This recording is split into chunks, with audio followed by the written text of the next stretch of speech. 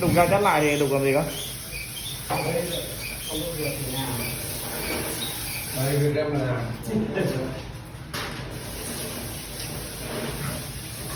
Đục ra rồi quét cái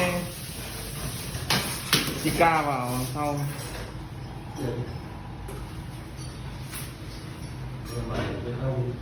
Cũng bày việc cái nào.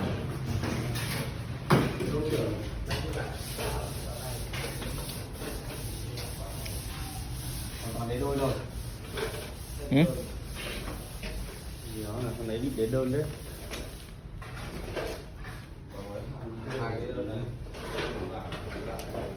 Còn mấy cái ấy đâu.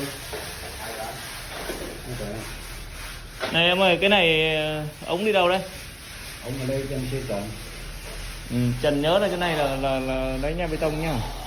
Ông có đục rồi mà. Hả? Ống này bây giờ